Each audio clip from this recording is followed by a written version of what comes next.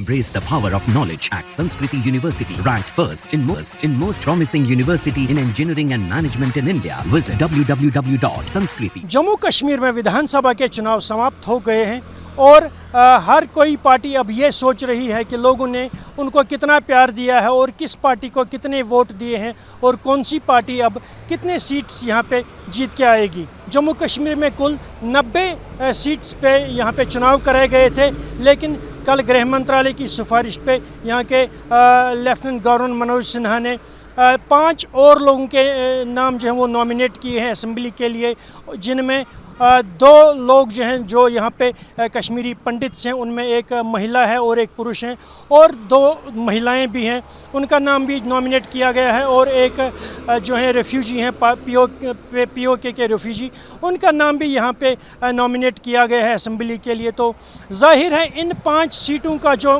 मतलब है, अब यहाँ पे असेंबली में 90 के बजाय 95 सीटें होंगी। तो इन 5 सीटों का जो हमको लगता है कि इनका फ़ायदा जो है सीधा बीजेपी को ही होने वाला है। और आज तक अगर हम देखें तो यहाँ पे बहुमत साबित करने के लिए, हुकूमत बनाने के लिए 46 सीटों की ज़रूरत थी, लेकिन अब इन 5 सीटों के बढ़ाए जाने से अब जो भी पार्टी यहाँ हुकूमत बनाएगी उसको यहाँ पे 48 सीटों की जो है बहुमत चाहिए होगी, यानी कि फ्लोर पे उसको 48 सीटें जो हैं उनकी बहुमत उनको चाहिए होगी, तब जाके वो यहाँ पे हुकूमत बना सकती है।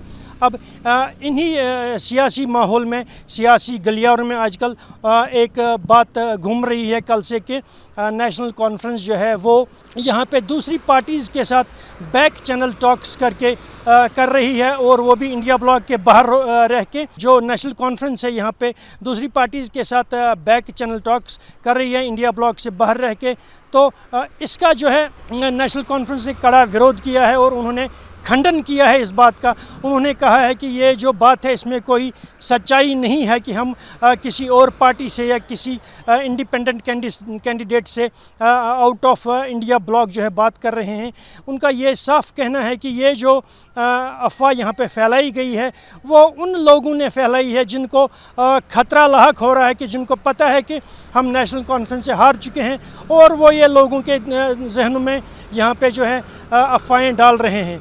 उन्होंने लोगों को ये आश्वासन दिया है और उन्होंने लोगों से अपील की है कि वो बिल्कुल ये यकीन रखें कि उन्होंने हमें जिस मकसद के लिए चुना है, उनका ये कहना है कि वो सबसे बड़ी पार्टी उभर के आएगी, और उन्होंने ये लोगों से कहा है कि उन्होंने हमें जिस मकसद के लिए चुना है तो हम उस मकसद में कामयाब होंगे, लोगों के लिए काम करेंगे।